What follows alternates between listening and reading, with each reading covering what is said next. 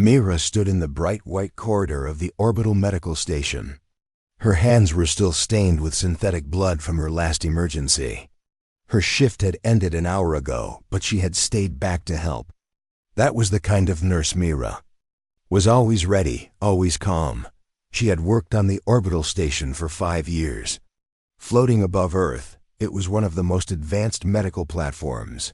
Owned by a private company named Arden Corp, rich patients came here. Soldiers too. Myra didn't care who they were. She cared about saving lives, but today was different. "Mira," said a voice behind her. She turned. It was Dr. Hensley, the station director. His face was cold, like always. "Please come to my office." Myra followed him without a word. Inside, the office smelled of metal and silence. A company guard stood near the door. That was strange. "Mira, due to budget cuts, we are letting go of some staff," Dr. Hensley said, not meeting her eyes. "Your position has been terminated, effective immediately." Mira blinked. "Terminated? I just saved a man who lost both his legs in a reactor blast. You said I was one of the best nurses on the station." That was before the shareholders made changes. She tried to speak, but no words came. The guard stepped forward and held out a small plastic bag. "Your things," he said. Inside were her ID badge, her locker key, and a chip with her remaining pay. No warning. No chance to say goodbye.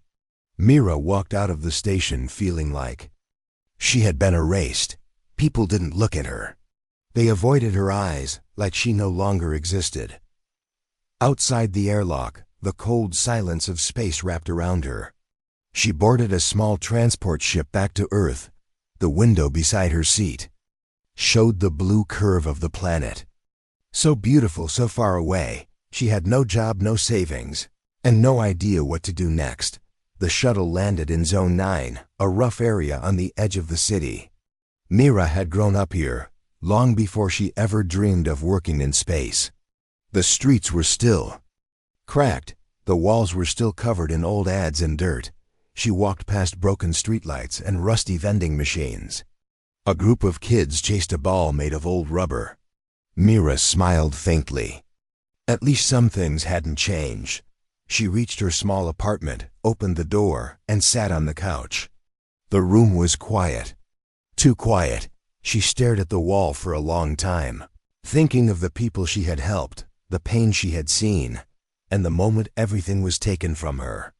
Why did it feel like being kind didn't matter anymore? Far away, in another part of Zone 9, a young man was running.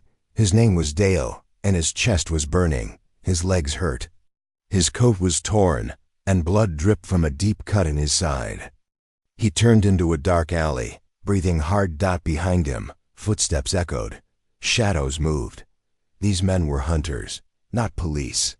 Not government, private agents. Silent and fast, Dale tried to climb a fire escape, but slipped. Pain shot through his body. He fell, hit the ground, and crawled behind a dumpster. His mind was spinning. He pressed his hand to his side. Warm blood. He was losing too much, he whispered. Not yet. But his strength was gone. He passed out. Mira couldn't sleep. She stepped outside, wearing her old gray coat. Maybe a walk would help. The night air was cool, and the stars above made her think of the station.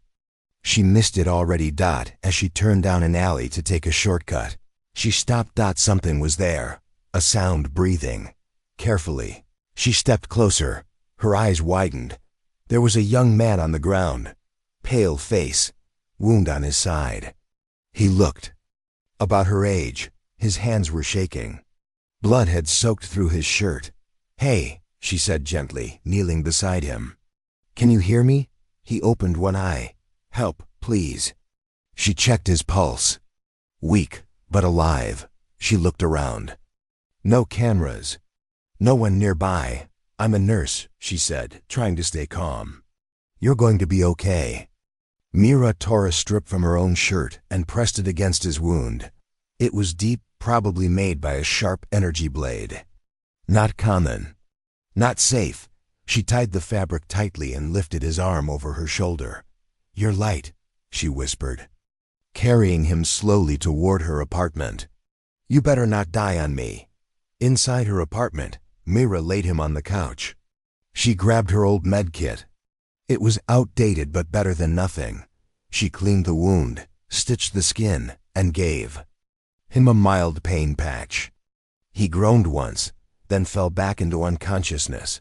She sat beside him, watching his chest rise and fall. Who was he? Why was he out there, bleeding alone? She didn't know, but one thing was clear. He was human. And he needed her. Mira leaned back. Tired but steady, her hands had found their purpose again. Even without a job, without a title, she was still a nurse. And that was enough. For now. The morning sun peeked through the broken blinds of Myra's apartment. Dust floated in the light like tiny stars. The room was quiet, except for the soft, steady breathing of the young man on the couch. Mira sat beside him with a warm cloth in her hand. She gently wiped the sweat from his forehead. His face was pale, and his lips were dry, but his breathing had become steady. That was a good sign. She looked at his wound again. The bleeding had stopped. Her stitches held well. She had done everything she could with her old supplies. "I don't even know your name," she whispered. The man stirred. His fingers moved slightly. Then his eyes slowly opened. He blinked at the ceiling, then turned his head. He saw Mira sitting there, calm and quiet, her eyes watching him carefully. "You're safe," she said. "You passed out in an alley. I brought you here." He tried to sit up, but pain shot through his body. He winced. "Don't move too fast," Mira said, putting a hand on his shoulder. "You lost a lot of blood. Just rest." He nodded slowly and relaxed. After a moment, he whispered, "Thank you." "You're welcome," she replied. "Do you remember what happened?" He looked away, his eyes cloudy. "I was running. They were chasing me. I didn't know where to go." Mira frowned. "Who was chasing you?" "I can't say." "It's not safe." "You're already not safe," she said. "Someone tried to kill you." He closed his eyes and took a deep breath. "I know." Mira stood and walked to her small kitchen. She poured some warm water into a cup and brought it to him. "Drink this," she said. He took the cup with shaking hands and sipped it slowly. "What's your name?" she asked. "Dale." "Okay, Dale. I'm Myra." He nodded. "Nice to meet you, Mira." She gave him a small smile. "You're lucky I found you." "I think I'm more than lucky," Dale replied. His voice was quiet, but sincere. Later that day, Mira left him resting on the couch while she went to the local shop for supplies. She didn't have much money left, but she bought bandages, food, and clean water. As she walked back, she noticed something strange. A black drone hovered above the rooftops, scanning the area. It wasn't a city drone. This one was silent, sharp, and military grade. Her heart beat faster. Is it looking for him? She thought. She walked faster and took a different path through the narrow streets. When she reached her apartment, she locked the door and pulled the curtains shut. Dale sat up when she entered. "You shouldn't be walking around," she said, setting the supplies on the table. "I heard something outside." "A drone," he said. She nodded. "I saw it too." He looked serious. "They found me. Who are they?" Dale looked at her for a long time, like he was deciding if he could trust her. Then he spoke, slowly and carefully. "I worked for a private tech company. I helped build something powerful, a mind interface system." Mira raised her eyebrows. "Like something that connects to your brain?" "Yes, it can download knowledge directly into a person's mind. Languages, skills, training in seconds." "That sounds impossible." "It's real," Dale said, "and dangerous. The company wants to use it to control people. Sell it to the highest bidder. But I didn't agree. I tried to stop them. I ran away with part of the system's core code." Mira sat down beside him. She was quiet for a moment. You risked your life for that?" "Yes," he said, "and now they're hunting me." She leaned back. "Well, Dale, you found the right alley to collapse in." He looked at her. "Why did you help me?" "I'm a nurse," she said simply. "Even if I don't have a job anymore, I still help people." Dale nodded. "Most people would have left me to die." "I'm not most people." He smiled slightly. That night, Mira and Dale talked more. She learned that Dale had no family left. His parents were scientists who had died in an accident years ago. He had grown up working with machines and systems. His mind was sharp, but his heart was tired. Mira shared her story too, how she had trained as a nurse, how she worked on the orbital medical station, and how she was fired without warning. "Gave everything to your job," Dale said, "and they threw me away like I was nothing." "I know that feeling," he replied. For a while, they just sat together in silence. There was something gentle between them, a quiet understanding. The next morning, Mira woke up early. She stepped outside to check the street. The drone was gone, but she saw two men in black coats walking slowly along the sidewalk.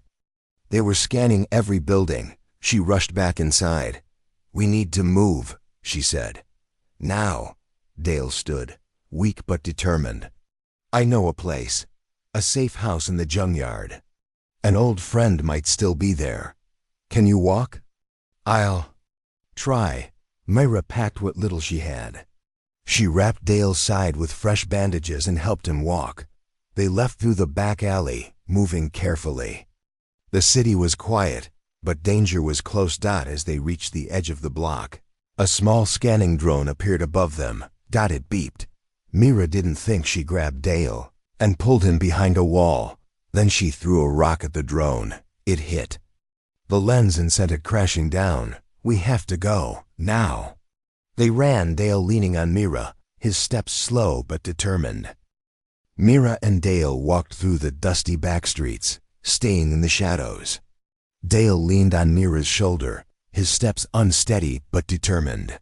His side still hurt, but he refused to stop. The streets of Zone 9 were silent. Trash floated on the breeze. Old buildings stood like tired giants, watching them. Somewhere behind, the men in black coats were still searching. "Are we close?" Mira asked, glancing around. "Yes," Dale said softly. "The junkyard is just 2 blocks from here. My friend used to hide broken bots and old tech there. No one cares about junk. That's why it's safe." They turned a corner and saw the large metal gate of the junkyard. Rusty signs hung on the fence. One said, "Keep out, private property." Mira helped Dale push the gate open. It creaked loudly, but no alarm sounded. Inside, metal parts were stacked in tall towers. Broken vehicles, scrap bots, wires, and forgotten machines lay everywhere. "Stay here," Dale said. He pointed to a small shack at the far end. "That's the office. He used to stay there." Mira helped him walk across the junk piles, their steps crunching on old metal. As they reached the door, it opened. A tall man with oily hands and tired eyes stepped out. He held a wrench but lowered it when he saw Dale. "Dale? Is that really you?" Dale gave a weak smile. "Hi, Ben." Ben rushed forward and helped Mira carry Dale inside. The shack was small but warm. Old tech blinked on the shelves. A small heater hummed in the corner. "What happened to you?" Ben asked as he placed Dale on a soft chair. "It's a long story," Dale said. "But the short version is, they found out I took the core data. They sent people to kill me." Ben's eyes narrowed. "Those corporate freaks. I told you not to trust them." Dale looked at Mira. "Ben, this is Mira. She saved my life." Ben nodded respectfully. "Then she's a hero." Later, while Dale rested, Mira stepped outside with Ben. "Who is he really?" she asked. "I mean, I know he worked for a tech company, but it feels like there's more." Ben leaned on a pile of metal. "You don't know, do you?" Mira shook her head. Ben sighed. "Dale isn't just a tech worker. He's the lead mind behind the Orion Interface project. It's the most advanced neural system ever made. He built it from nothing. Mira's eyes widened. He told me a little. That it can teach people anything instantly. That's only part of it, Ben said. The system also has the power to control emotions, fear, anger, calm. If someone bad gets control of it, they can turn people into puppets. Mira stared at the ground. And Dale stole it to keep it safe? Yes, but the company didn't want safety. They wanted money and control. She looked back at the shack. Why didn't he tell me everything? Ben gave a small smile. Maybe he didn't want you to treat him like a rich genius. Maybe he just wanted to be human. Inside the shack, Dale woke up and saw Myra looking at him from across the room. Her face was calm, but thoughtful. You heard everything, didn't you? He asked. She nodded. Why didn't you tell me who you were? He looked down. Because I didn't want to be that person anymore. The rich boy, the tech star. The one people pretend to care about because of what he has. Mira walked over and sat beside him. You didn't have to hide it. I helped you because you were hurt. That's all. That's exactly why, he said quietly. You helped me when I had nothing, no name, no power, no money, just pain, and you stayed. Mira looked at him. For a moment, she didn't say anything. You know, she finally said, you're lucky I was walking that night. I know, Dale said, and I don't think it was just luck. They shared a quiet smile. That night, the junkyard was quiet. Mira cooked simple food from Ben's supplies. Dale ate slowly, still weak, but stronger than before. Suddenly, a small red light blinked on the wall. Ben frowned. Motion sensor. Someone's near the gate. Mira stood up. How many? Ben checked the screen. 3, moving fast. They're armed. Dale's hands tightened. They found us. Mira grabbed her bag and pulled out a small tool. It wasn't a weapon, but it was sharp. Ben, Dale said, is the tunnel still open? Ben nodded. Yes, behind the bot pile. It leads under the road. But it's small and dark. Perfect, Mira said. We go now. Dale tried to stand, but his legs shook. Mira wrapped his arm around her shoulder again. Lean on me. They moved quickly, Ben leading the way through the piles of metal. Outside, the gate creaked open. Heavy boots stepped inside. Voices whispered.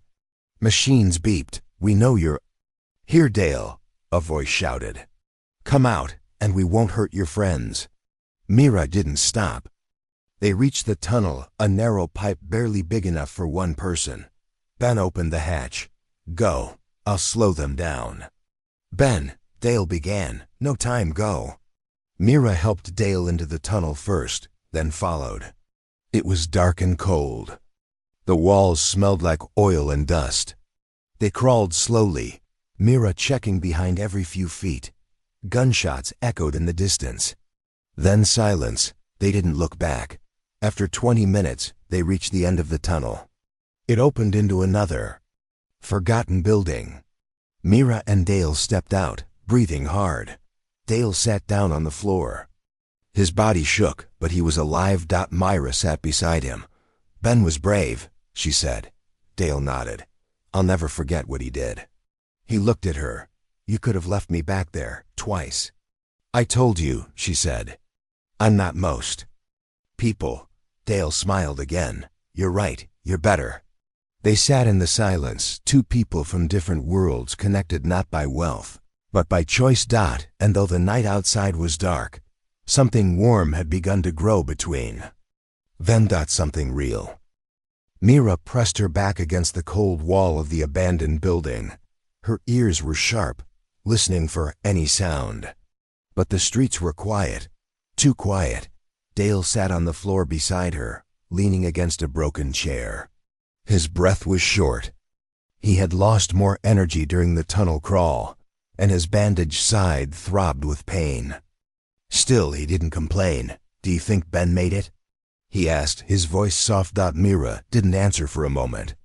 Then she said, Ben knew what he was doing. He gave us time. We can't waste it. She walked over to a broken window and peeked outside. A dusty road ran ahead. Old hovercars were parked nearby, rusted and dead. The buildings were quiet, just concrete skeletons. A few streetlights blinked weakly. Dale spoke again. There's a safe terminal in the outer zone. If we reach it, I can send the data to someone I trust. Mira turned. How far is it? 5 kilometers, maybe 6. But the way is risky. Myra nodded. We'll make it. First, we need transport. An hour later, they stood in front of a scrap-filled garage. Mira had found it during one of her walks years ago. No one came here anymore. Inside, a dusty hovercar sat under a torn tarp. Its surface was dull, and vines crawled along its sides. But Mira remembered the old man who once worked here. He used to fix broken tech for the locals before he passed away. Do you think it'll start? Dale asked, eyeing the machine. Mira smiled slightly. Let's find out. She popped the hood and looked inside. The engine was old, but not dead. She grabbed some tools from a shelf and got to work. Sparks flew as she rewired the battery line. Dale watched with quiet amazement. You really know how to fix things. I used to help the old man when I was a teenager, Mira said. He taught me how to listen to machines. Within 20 minutes, the engine hummed to life. The hover pads lit up with a soft blue glow. Impressive. Dale said, grinning. Mira opened the door. Get in. They moved quickly through the broken roads. Mira drove with calm skill, guiding the hovercar between dead vehicles and half-fallen buildings. The sky was gray, and clouds gathered like a warning. Dale held a small black chip in his hand, the data core. It looked simple, but inside was knowledge that could change the world. Or destroy it. Who are you sending it to? Mira asked. As she turned a sharp corner, a woman named Ilara, Dale replied. She runs a secret tech group that fights against corrupt corporations. She used to work for my father. You trust her? With my life. They drove in silence for a while. Then Mira asked, Dale, when this is over, what will you do? He looked out the window. I don't know. I never thought I'd survive this far. She nodded. Maybe it's time to start thinking about life after survival. Suddenly, a warning light blinked on the dashboard. Drone above, Mira said. She pressed a button, and the car shifted into low flight, gliding just above the ground. They're scanning, Dale said. If they find us, they won't, Myra said. But then the drone dropped lower. A red beam scanned the road behind them. A second drone joined it. Hold tight, she said. Mira pushed the hovercar forward. The engine whined as they picked up speed. Behind them, the drones beeped and followed. Red lights flashed. Warning sirens sounded. They're locking on. Dale shouted. Mira turned sharply, cutting through a collapsed parking garage. Sparks flew as the car slid past metal beams. The drones fired blue energy blasts, hit the walls beside them. One blast cracked the windshield. Mira didn't blink. She drove through the wreckage and burst out the other side, diving into a narrow alley filled with old crates. The drones followed, but one clipped a wall and exploded in a flash of fire. One down, Mira muttered. Dale looked at her in disbelief. You drive like a racer. I used to race with junkers. For fun, she said. Didn't win much, but learned a lot. The last drone still chased them. It fired again, and the hovercar shook. Mira spotted an old highway ramp up ahead. If we jump the ramp, she said, we might lose it. Are you sure? Dale asked. No, Mira replied, but we don't have a choice. The hovercar raced up the cracked highway ramp. At the top, the road ended broken in half. Hanging in the air. Mira gripped the wheel tight. Here we go. The car flew off the edge. For a moment, time seemed to stop. Then the car dropped, hit the ground. below hard, and bounced. The left engine flared, but they were still moving. The drone tried to follow but clipped the broken ramp and exploded in a ball of flame. Mira let out a breath. "We made it." Dale looked at her, his face full of respect. "You're not just a nurse, you're a force of nature." Mira gave a tired smile. "I just don't like losing." They reached the safe terminal an hour later. It was hidden inside a broken museum, behind a fake wall. Dale plugged in the chip and began the upload. Green lights blinked. Lines of code flowed across the screen. "Almost there," he said. Mira kept watch at the door. The wind outside howled. Rain began to fall. "Done," Dale said finally. "It's sent." Mira turned. "So, is it over?" Dale looked at the screen. "No, but now the truth is out. The world will know what they were planning. And they'll have to answer for it." He stood beside her. "And I owe that to you." "You owe me nothing," Mira said. "You did what was right. I just helped." Dale looked at her, eyes soft. "You helped when no one else would. You saved me more than once." Mira looked away, a little shy. "Well, someone had to keep you alive." Dale stepped closer. "I'm glad it was you." For a moment, they stood in silence as the rain tapped on the broken glass above. Two strangers brought together by danger, pain, and something deeper growing quietly between them. The rain fell harder as Mira and Dale stepped out of the old museum. The city lights in the distance flickered through the mist. Everything felt quiet for a moment, but both of them knew it wouldn't last. Dale looked at the sky. "We did it." "The data is out," Mira nodded. "But the people chasing you don't know that yet. They won't stop." He looked at her seriously. "Then we have to be ready." They walked back to the hover car, which was still parked under a broken roof. The front was dented, and one of the hover engines sparked slightly, but it still worked. "We need to keep moving," Mira said. "If we stay too long in one place, they'll catch up." Dale got into the passenger seat. "Where to?" Mira started the engine. "I have a contact in the South Zone. Her name is Rena.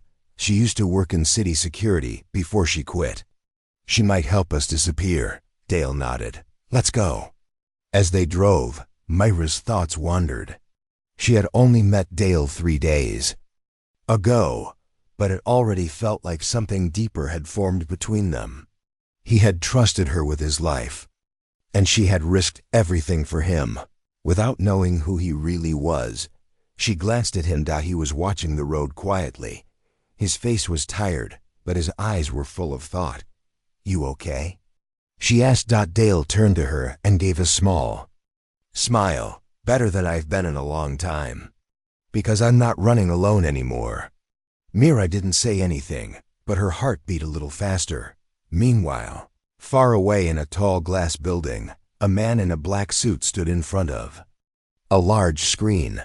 On the screen was a photo of Dale. "He's still alive," the man said, his voice cold. "And he sent the data." Another man stepped forward. "We tracked the signal. It came from the east side, but by the time we reached there, they were gone." "Then track them again," the man ordered. "Use facial scans, drone patrols, and all street cams. I want him found. And I want the nurse too." "Yes, sir." Back on the road, Mira pulled the car into an old tunnel to take cover for the night. The engine was starting to fail, and the storm outside was growing stronger. They parked in the shadow of the tunnel, away from the cameras and drones above. "I'll fix the engine in the morning," Mira said. Dale looked at her. "You haven't rested in 2 days. You should sleep." She shook her head. "You're still healing. I'll keep watch first." He nodded slowly and leaned back. His eyes closed within minutes. Mira sat beside him, holding a small flashlight. The wind howled through the tunnel's edges. She felt tired too, but she stayed awake. Time passed slowly. Suddenly, her light flickered. She looked up. A sound came from the far end of the tunnel. A soft hum, then a red laser dot appeared on the wall. Her eyes widened. "Dale, wake up." He sat up quickly. "What is it?" "Drone," she whispered. "We have to move." They jumped into the hover car. Mira slammed the controls. The car rose shakily. A spotlight turned on behind them. A sleek black drone shot into the tunnel, firing a warning pulse. Blue sparks exploded beside them. "They're getting smarter," Dale said. "They're getting closer," Mira replied. She steered the car through the tunnel. The drone followed closely, its scanners glowing bright red. "Hold on," she shouted. She took a sharp turn and raced out the other end of the tunnel, heading toward the South Zone border. The South Zone was poorer but less controlled. Tall fences surrounded it, and streetlights were few. Most people there didn't trust the system. That made it the perfect place to hide. As the hovercar landed on a cracked road, Mira jumped out and helped Dale walk. The drone had vanished, but not for long.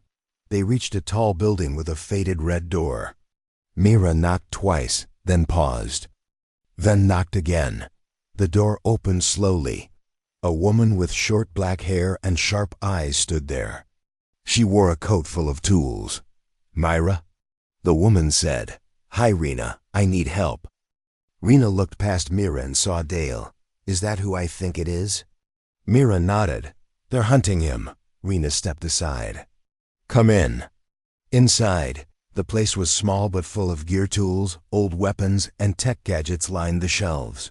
Rena led them to a back room. "No cameras here, safe walls." "You can rest." Dale sat down, his hand on his side. He looked at Rena. "Thank you." Rena gave a dry smile. "You're lucky Mira still knows how to knock." Mira smiled weakly. "We've been through a lot." "Yeah," Rena said. "I saw the news. Someone leaked information about Orion Systems." "It's everywhere." Dale looked down. "That was me." "You really poked the giant, didn't you?" Rena said. "They're angry." "We know," Mira replied. "They've been chasing us since day one." Rena nodded. "Well, you'll need new IDs, safe routes, and maybe a few surprises in case they find you again. Can you do that?" Dale asked. "I can," Rena said. "But it'll take time." That night, Mira sat on the rooftop with Dale. The stars above were hidden by clouds, but the city lights below still glowed faintly. "You could have left me at any time," Dale said. "You could have walked away." "I didn't want to," Mira said. "Not after I saw who you really were."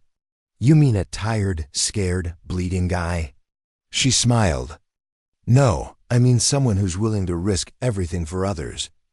Dale turned to her. "Mira, I know I was just another stranger when you found me, but you saved me. More than once." "You would have done the same," she replied. "Maybe." Dale said, "But no one ever saved me before, not like you did." He reached into his pocket and pulled out a small silver ring, simple but shining. "This was my mother's," he said. "She always told me to give it to someone brave." He held it out. "I want you to have it." Mira looked at the ring, surprised. I can't take this." "Yes, you can," he said. "You've earned it." She slowly took the ring and held it close.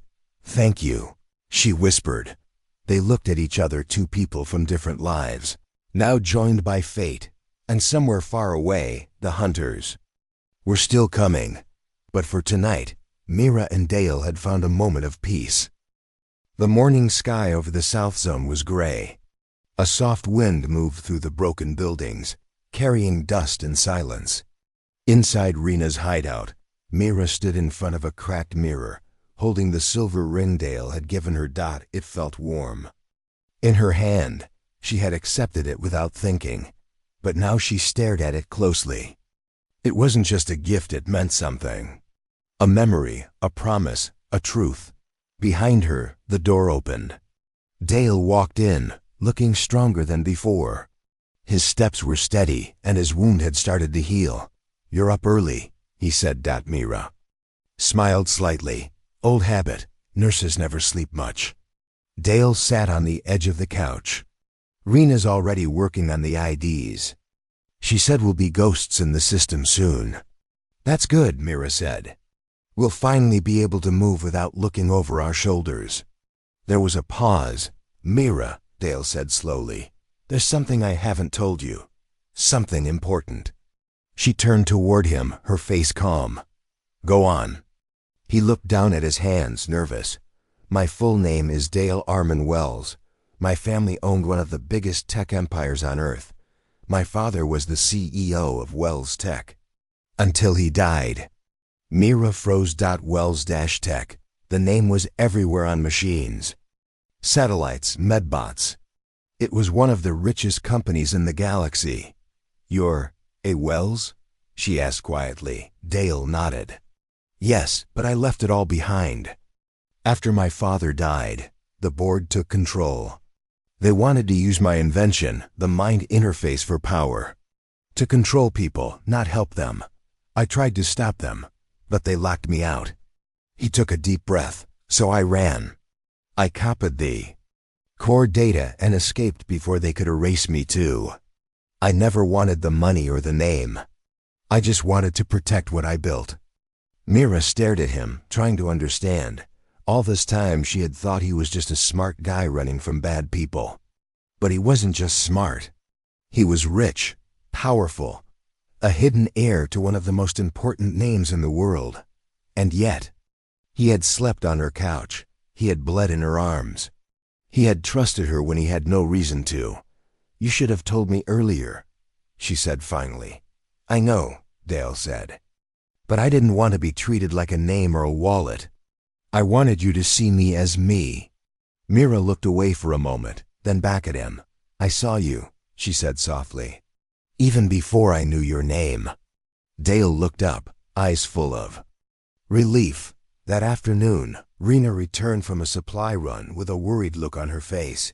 We've got trouble, she said. There's a bounty on both your heads, not just private, public. Mira's heart sank. Public? Yes, Rena sighed. Orion Corp released fake charges. They say Dale is a terrorist who stole dangerous tech. And you, Mira, are listed as a wanted accomplice. Dale stepped forward. They're trying to turn the world against us, Rena nodded. And they're offering money, real money. Anyone who reports you will be rewarded.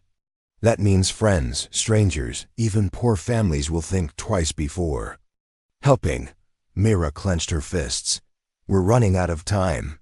There's more, Rena added. They've sent a team. Highly trained. Not just hunters. Cleaners. If they find you, they won't talk. They'll end it. Silence filled the room. Then Dale said, We have to go. We can't hide forever. Let's move tonight. Rena pulled out 2 small ID chips and handed them over. These are your new identities. Use them well. They'll only work once. Mira took hers. Thank you, Rena. Don't thank me yet, Rena said. Just stay alive. As night fell, Mira and Dale prepared for their next move. The goal was clear. Get to the edge of the city, reach the spaceport, and leave Earth. There were places out there on the moon, Mars stations, and other colonies where Orion Corp's power was weaker. Mira packed light, just essentials. She kept the silver ring in her coat pocket. Before they left, Dale walked over and gently took Mira's hand. There's one more thing, he said. When I was younger, before all this, I used to dream about building something that mattered. Not for money, not for power, just something good. Mira looked at him. You already have, she said. He smiled, but his eyes were soft. Only because you reminded me why. The journey across the city was tense. They avoided scanners, moved through broken tunnels, and passed through silent alleys. Drones buzzed overhead, but Mira led the way with care. She knew the streets. She knew how to hide. But as they neared the outer gates, a sudden noise echoed from behind. Footsteps. Fast, heavy, they found us. Mira shouted. Dale and Mira ran, weaving through a narrow path between buildings. Behind them, 3 figures in black suits followed, each one armed with pulse rifles. Dale ducked behind a wall. "We can't outrun them." Mira looked around. Her eyes landed on an old service tunnel hidden behind a broken sign. "There," she said. "Go." They rushed inside, and Mira used a pipe to jam the entrance shut. The tunnel was dark, but it gave them a few minutes to breathe. "They won't." "Stop," Dale said between breaths. "Even if we leave Earth, they'll follow." Mira looked at him. "Then we'll have to give them a reason to stop." "What do you mean?" "We show the people the truth, not just data but you. Your story, your voice. You're not a thief. You're a creator who tried to protect his invention." Dale looked at her with hope. "You think they'll believe me?" "If they hear it from you, and if I stand beside you, they will." For the first time in days, Dale's face lit up with real strength. "I believe you," he said. "And I believe in you," Myra replied. They held hands for a moment in the dark, not nurse and patient, not rich and poor, just 2 people choosing to fight for something bigger than both of them.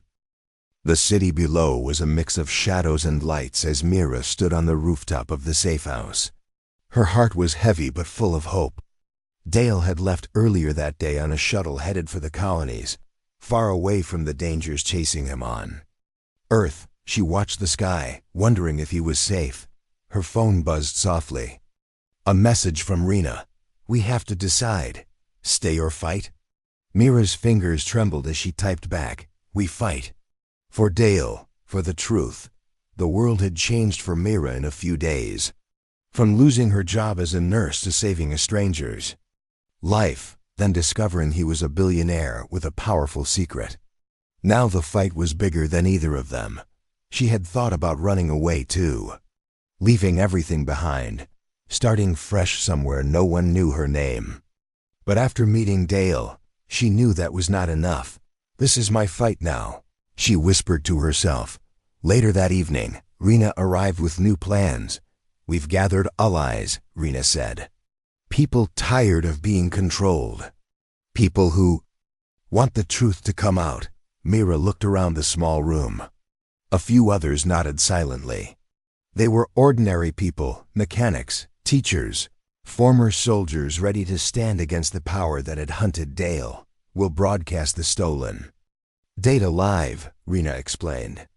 "No one can hide from the truth if it's shown to the world." Mira felt a spark of courage. This was what Dale needed, and what the world needed too. The next day, Mira, Rena, and their small team moved to a secret location, a hidden broadcast station deep underground. Myra checked the equipment nervously. Cameras, microphones, live streams ready to go. She thought of Dale, out there somewhere in space, risking everything so the truth could survive. "Are you ready?" Rena asked. Mira nodded. "More than ever." The broadcast started. Mira's voice was steady as she spoke to the unseen viewers. "This is Mira Khan, a nurse who found herself in the middle of a fight for truth and freedom. The man you know as Dale Armand Wells risked his life to protect. A powerful invention, the Orion interface, that was meant to help humanity, not control it." She told the story clearly, simply, with honesty.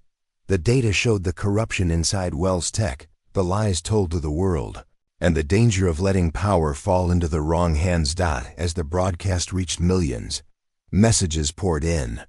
People began to question what they had believed. Meanwhile, back on Earth, the company tried to stop the broadcast. Drones flew overhead, guards searched the city, and servers tried to shut down the signal. But it was too late. The truth was out. Days passed. The world changed bit by bit. Dale's name cleared, and his message inspired many. People started protests, demanding justice and reform. Mira and her team stayed hidden but hopeful.